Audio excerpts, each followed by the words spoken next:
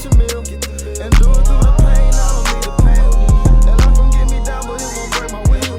Cause I've been chasing this so long, I can't give up. I won't give in, been through too much.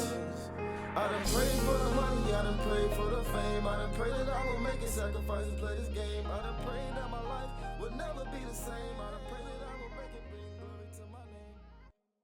Ladies and gentlemen, before we get started, this podcast is brought to you by Final Form Supplements. Final Form Supplements is a supplement brand with honesty labeling. So the labeling in supplements is Wild Wild West. Sometimes labels aren't honest. They have things in there that's on in there. We don't have to worry about that with Final Form Supplements. We got everything you need from protein powder, creatine, skin care, soap for your skin, handcrafted soap, and we have all kinds of things. Go to finalformsubs.com, that's S-U-P-P-S, finalformsubs.com, use promo code COACHSTRIB, all caps, no space, get 10% off your order, and make sure you like, comment, subscribe on whichever video you're watching here at Ivy Talks Podcast Network, and enjoy the show. Ladies and gentlemen, welcome to another episode of the NFL coverage. If this is your first time here at the Ivy Talks Podcast Network, go ahead and subscribe so you stay up to date. If it's not, welcome back. We have some things to talk about when it comes to football. We're gonna go over week 3 and then week 4 that's coming up, and then obviously some statistical leaders in different categories. But first, there's some weird football being played. By that I mean normally it is early. It's only week 3. We're going to week 4. But normally there's a team that usually has started to separate themselves right now. But it doesn't really feel that way. I'm going to get to that a little later, but that's how I'm feeling. I had a conversation today with somebody. That's how it feels. But let me explain that a little later when I have more context. All right, Thursday night we had Jets, Patriots. Jets won 24-3, pretty dominant win. Jets defense is still looking really good, like the defense we saw last year. And now they have that quarterback that can put points on the board. And interesting stat I saw is Aaron Rodgers' pass to Wilson was the first touchdown pass Aaron Rodgers has passed to a first-round receiver, which is crazy. It's season, 20 whatever, and he's never thrown a touchdown pass to a first-round receiver, which is just a testament to how talented he is, to where it doesn't matter what round or what level of talent he has, he can get the balls to guys and make guys make plays. All right, moving on. Denver Broncos, Tampa Bay Buccaneers. Denver Broncos win 26-7. Houston Texans Vikings. Vikings win 34-7. Chargers lose to the Pittsburgh Steelers 20-10. Seattle barely gets it done 15-12 against the Saints. Tennessee ties the Green Bay Packers. Green Bay Packers dominate 30-14. The New York Giants and the Browns. Giants win 21-15. Chicago Bears Colts. Colts take the dub 21-16. Seattle beat Miami Dolphins 24-3. Reminder that Tua Tagovailoa is out for the Dolphins. Panthers get the win. Surprise! I'm gonna be honest with you guys. I was not expecting this. Panthers get the win 36. Panthers put up 36 points to 22 against the Las Vegas Raiders. Baltimore Ravens beat the Cowboys 28-35. Shout out Derrick Henry. You had a phenomenal game. He had 151 yards on 25 carries with 2 touchdowns for the Ravens. Rams beat the 49ers, who I said last week, 49ers look like that team that's playing the best ball right now. They lose to the Rams 27-24. Cardinals take the L to the Detroit Lions 20-13. And then Matt Prater becomes the only active NFL player to eclipse 18,000 career points. And I believe that is the kicker for the Cardinals. Yes, that's the kicker for the Cardinals. He hit 2 field goals and 1 extra point. And he's been in the league, I don't know how long. So he's the only active NFL player to eclipse 18,000 career points. Chiefs get the win against the Atlanta Falcons 22-17. And then Monday we had a doubleheader, Jacksonville Jaguars, Buffalo Bills. I will talk about the Buffalo Bills because I think they are the ones that started to separate themselves a little bit in terms of the most dominant team. They win 47-10. Bengals barely, but Washington Commanders, Jaden Daniels looked absolutely phenomenal. Washington Commanders win 38-33. They barely hold off the Bengals. And Jay Daniels had 254 passing yards, 21 of 23. The first rookie to have a 92% completion rate. He set a rookie record for 92, the highest completion percentage in a game, in a single game, and it was 92%. 2 passing touchdowns. So, and then he also had 12 rushes, 39 yards, and a rushing touchdown. So, absolutely phenomenal. Absolutely phenomenal. And so that's what we had this past week, week 3. So let's go over some statistical leaders real quick. No, standings and then statistical leaders. So I talked about there hasn't really been any, seem like there's been any dominant teams. So right now there are 2 teams left that are undefeated, or 3 teams left that are undefeated. Buffalo Bills, we have Pittsburgh Steelers, we have the Kansas City Chiefs. Buffalo Bills, after last game, they look like they might be the team that's kind of trying to separate themselves a little bit, but I can't quite say that just yet because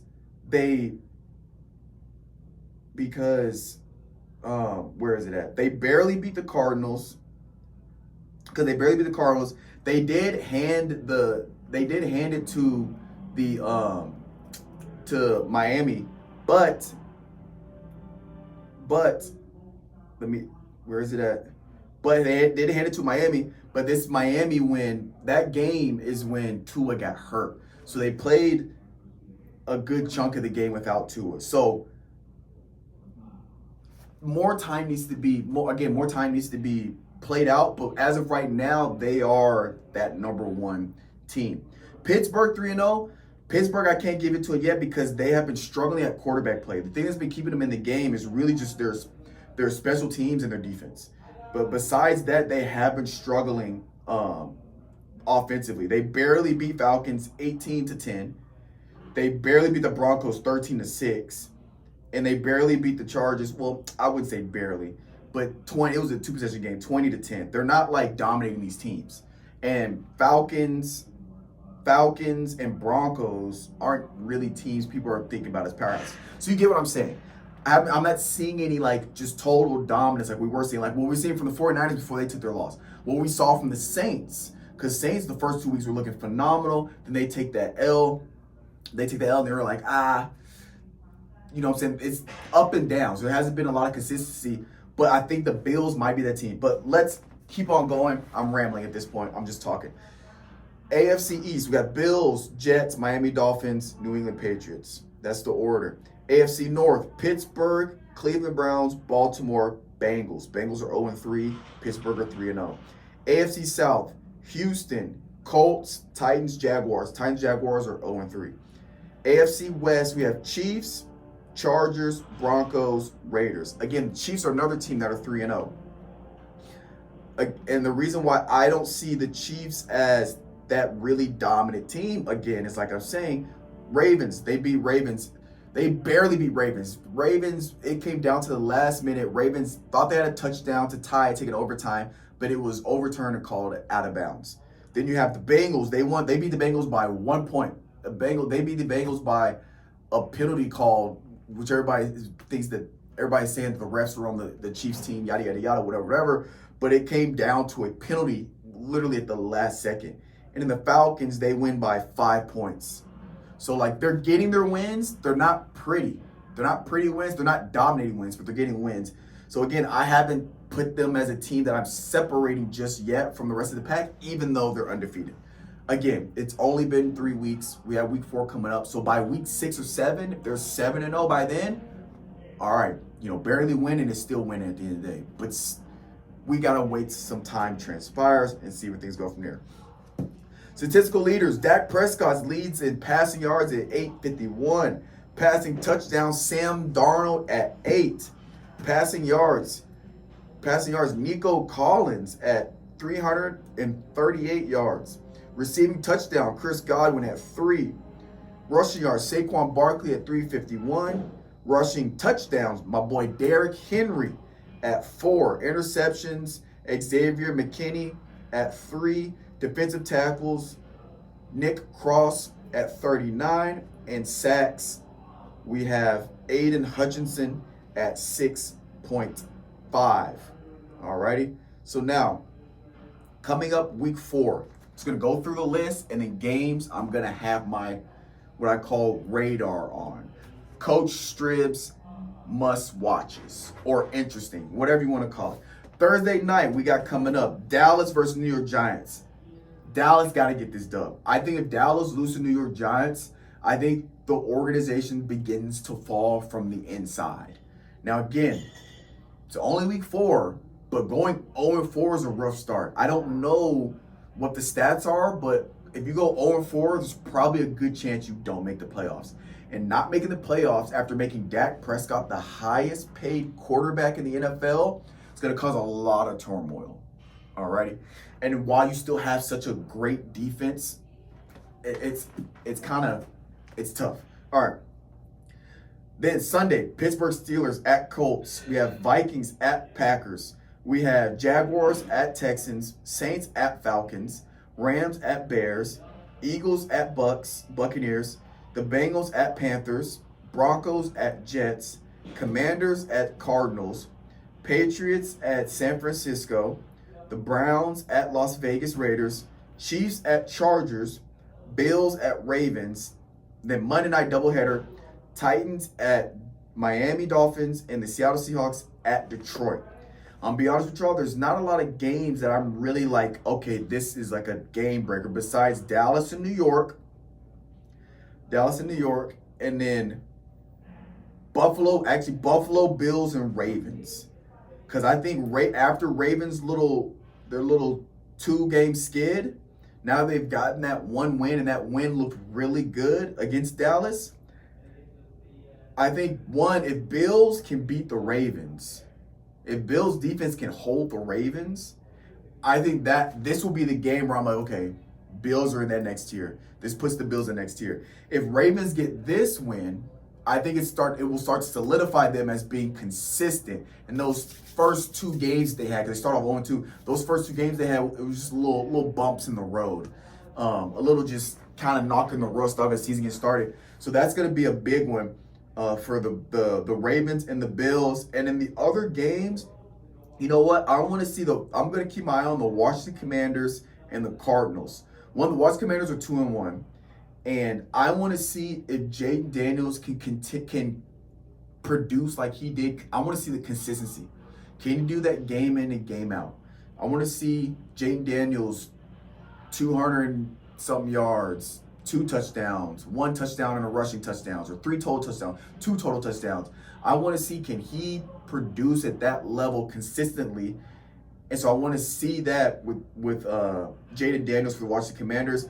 And I'm going to keep my eye on the Jets and Broncos because, again, I want to see Aaron Rodgers get back fully to that Aaron Rodgers we know. That first game was a little rusty. That second game was looking phenomenal. That third game was even better. So now it's like, okay, are we rolling? Is the A-Rod train back? I'm going to have my eye on that game to see, is the A-Rod train back? Is this what we're going to have? Is this the New York Jets people were expecting when Rodgers said he was going to be with the New York Jets? So I'm keeping my eyes on those games. And I'm also curious because Broncos have the 3rd overall defense. And I think if the Jets can put up some points against the Broncos defense, 3rd overall defense, they're 2nd in passing defense. If Aaron Rodgers can get whatever he wants passing the ball against this defense, 2nd in passing yards and passing defense, A-Rod's back. Because I personally want A-Rod as MVP this year. I'm a huge A-Rod stan. I'm a fan. There's a lot of haters and doubters out there. So I want him as MVP this year. So I think if he can get 200 plus, 300-something yards, 2-3 passing touchdowns against the 2nd best passing defense in the NFL, we're on the rod train, baby. Pause. All right, ladies and gentlemen, that's going to be all for this episode of the NFL Coverage. We'll catch you guys next time.